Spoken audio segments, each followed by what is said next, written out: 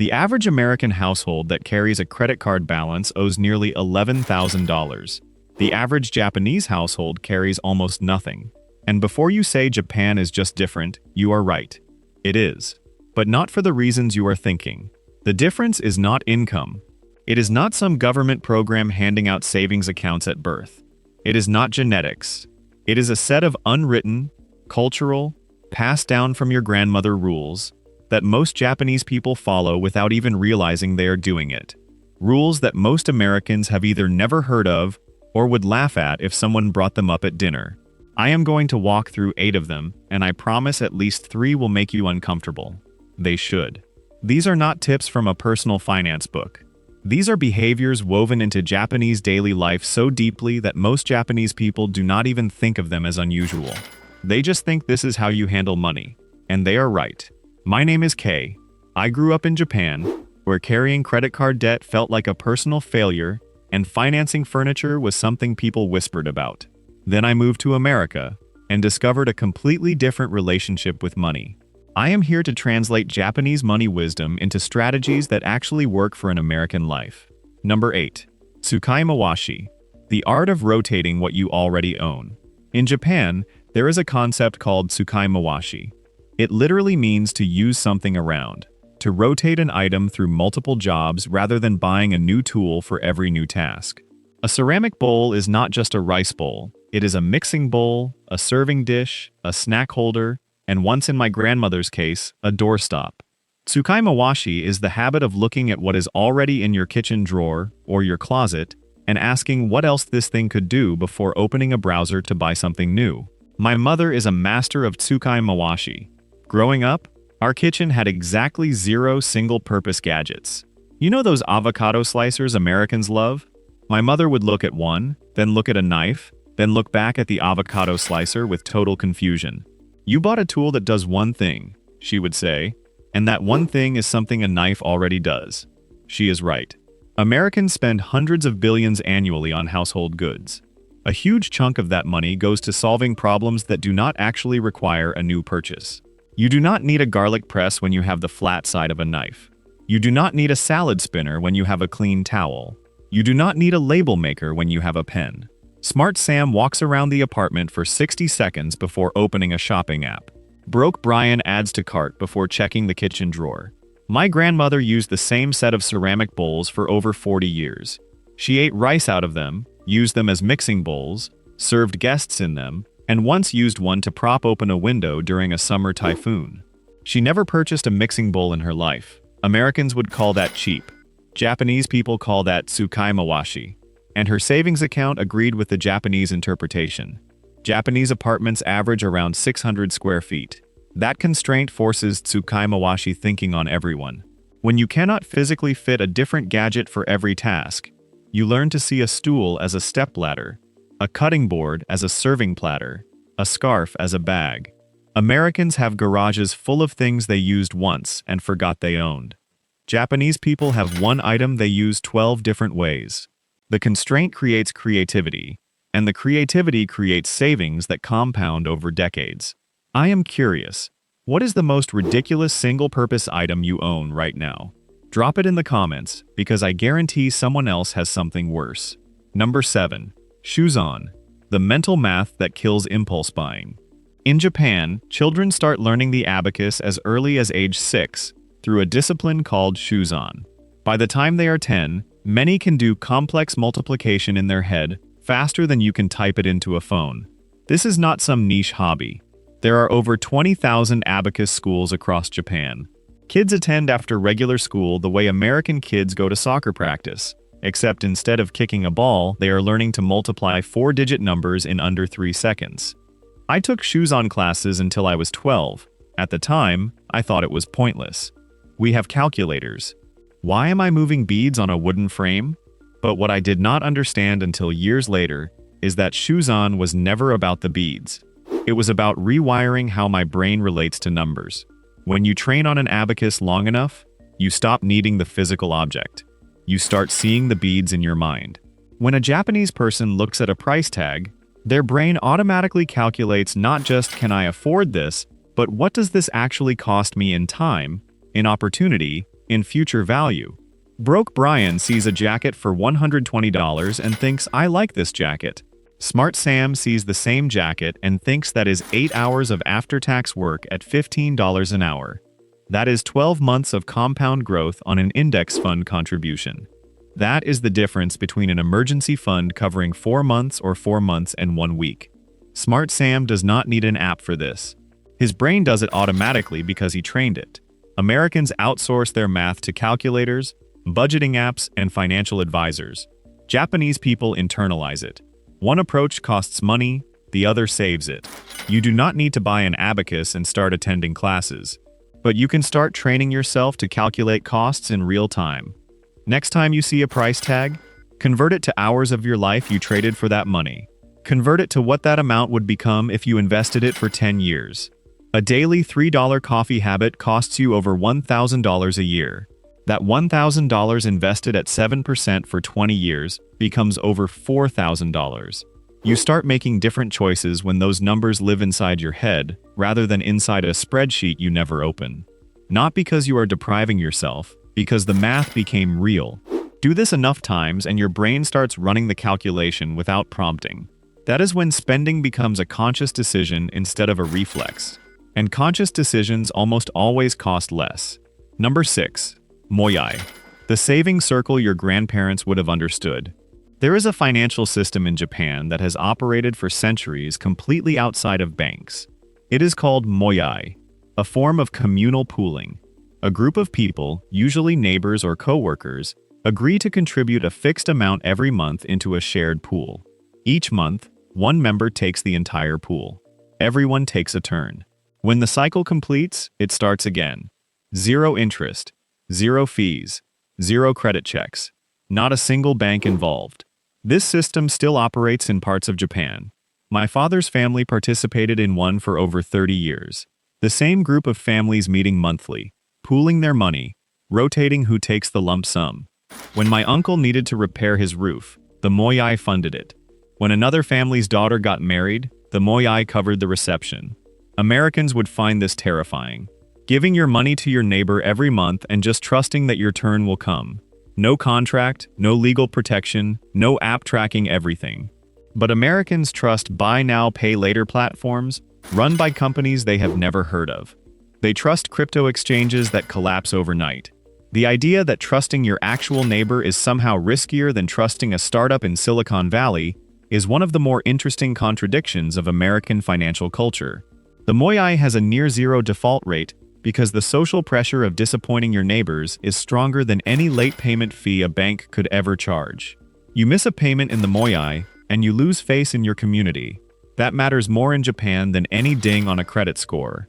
Smart Sam builds a savings circle with 4 trusted friends. They each put in $200 a month. Every 5 months, one person gets $1,000. No interest paid, no interest earned. Just disciplined group saving with accountability built in. Broke Brian takes a personal loan at 14% and wonders why he feels stuck. The moyai teaches something banks never will.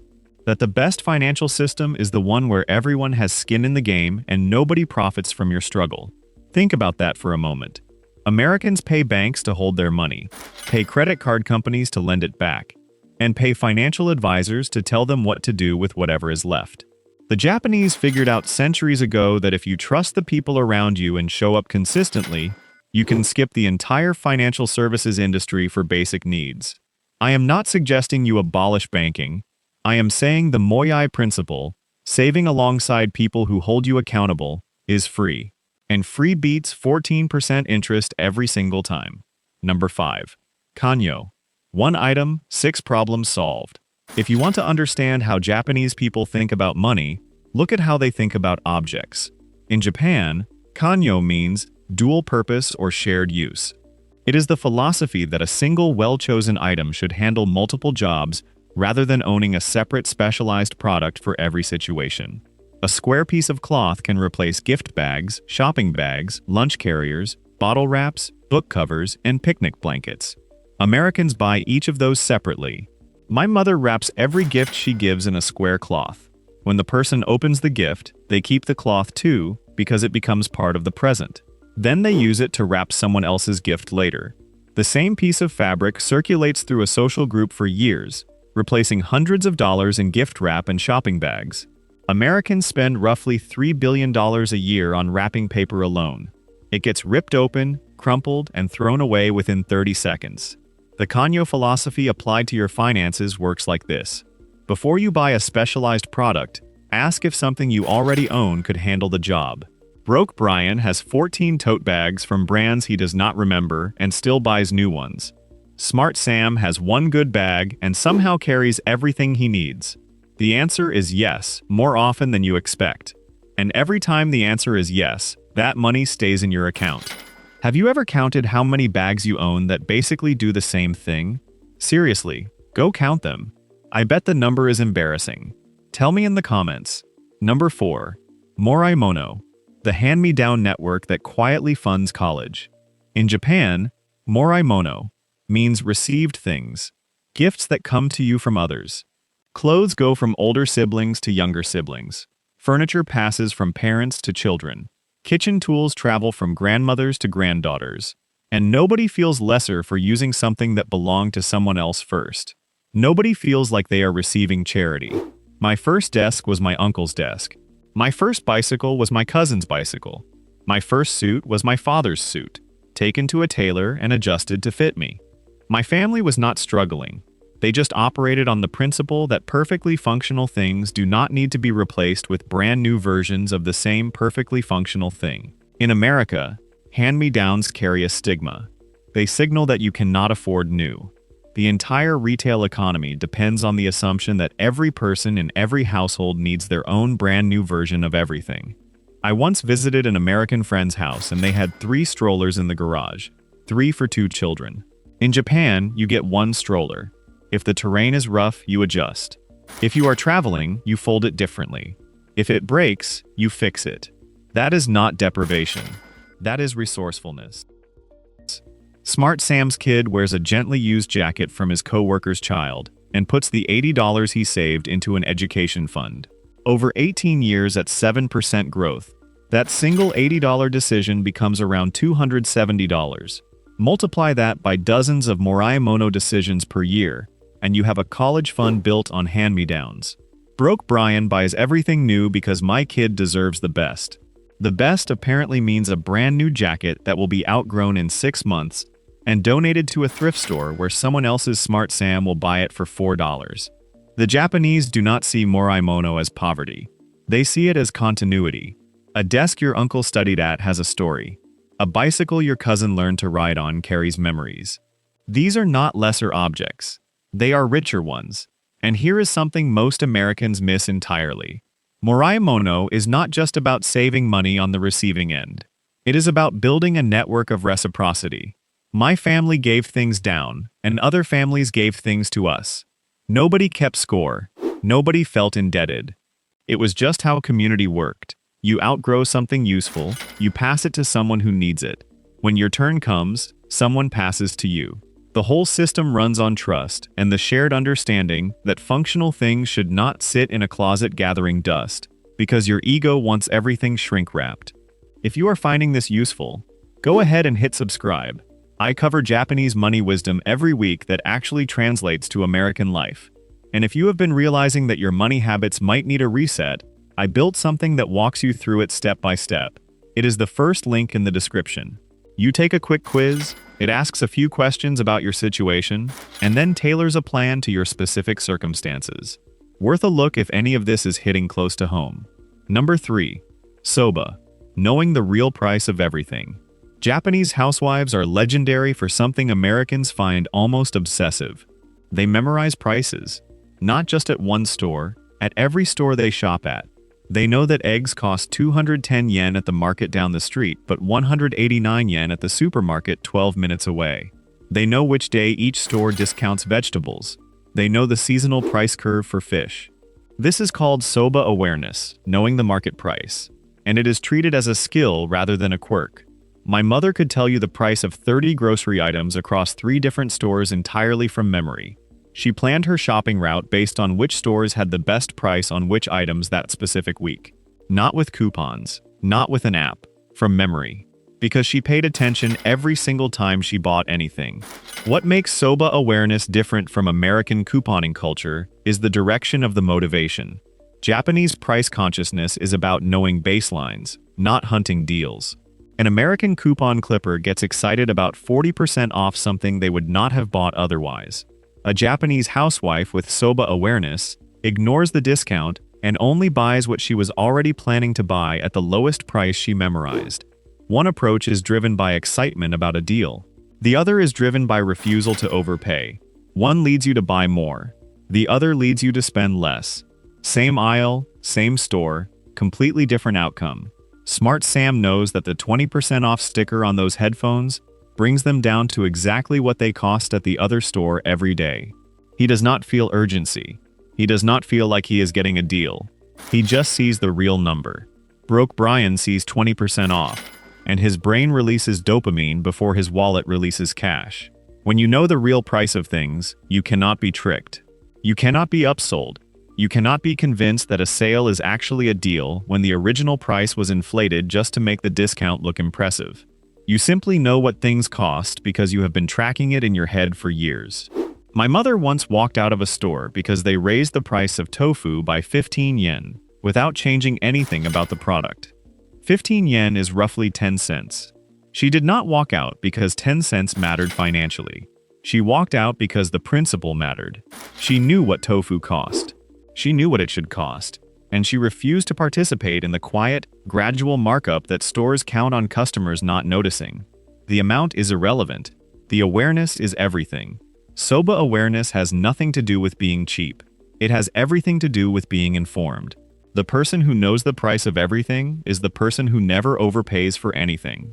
Over a lifetime, that awareness compounds into thousands of dollars that stay in your pocket instead of subsidizing someone else's profit margin. Number 2. Minaoshi. Free first, paid never. There is a tradition in Japan where on hot summer days, people sprinkle water on the ground in front of their homes and shops. The evaporating water cools the surrounding air. It has been done for centuries and it works. It is essentially free air conditioning, powered by nothing more than leftover water and gravity. The principle behind it extends far beyond temperature control. In Japanese thinking, it represents minaoshi, the habit of re-examining a problem to find a solution you already have, before spending money on one you do not need. The minaoshi mentality is a default setting. Before you spend money on a solution, check if there is a free one first. Hot? Open the windows before turning on the air conditioning. Bored? Walk to the park before buying entertainment. Hungry between meals? Drink water before snacking. Need exercise? Walk or bike before paying for a gym. Need to learn something? Go to the library before buying a course. Americans have been trained to solve every discomfort with a purchase. Headache? Buy medicine. Stressed? Buy a subscription to a meditation app. Lonely? Buy a better phone plan. My grandmother's response to almost every problem started the same way. Have you tried the free thing first? Sore back. Have you tried stretching? Cannot sleep. Have you tried drinking less tea after 5? Feeling low. Have you tried going outside? She was not dismissing the problem. She was establishing a hierarchy. Free solutions first. Cheap solutions second. Expensive solutions only when the first two fail. Smart Sam checks the free version, the library, the open source tool, the community resource, the neighbor who already owns one, before he ever opens his wallet. Broke Brian's first instinct for every problem is, what can I buy to fix this?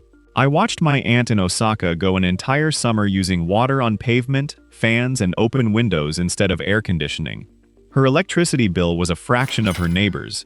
She was not suffering. She was comfortable. She just refused to pay for comfort she could create for free. Her neighbors thought she was eccentric. Her bank account thought she was brilliant. The minaoshi rule is embarrassingly simple. Always try the free thing first.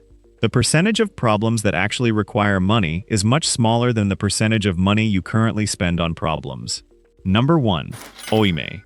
Debt is not a tool. It is a weight on your back. In Japanese culture, oime means the sense of being indebted, the feeling of carrying an obligation you have not yet repaid. It is one of the most uncomfortable emotional states in Japanese social life. When someone does something for you, you carry an oime, a weight, until you balance it. This is not a financial concept originally. It is a moral one. The weight of owing someone sits on your conscience until it is resolved. This mentality bleeds directly into how Japanese people handle financial debt. Owing money is not just inconvenient. It says something about your character. It means you took something you had not yet earned, and that imbalance needs to be corrected. Americans treat debt as a tool, leverage, strategy. You finance a car because the interest rate is low.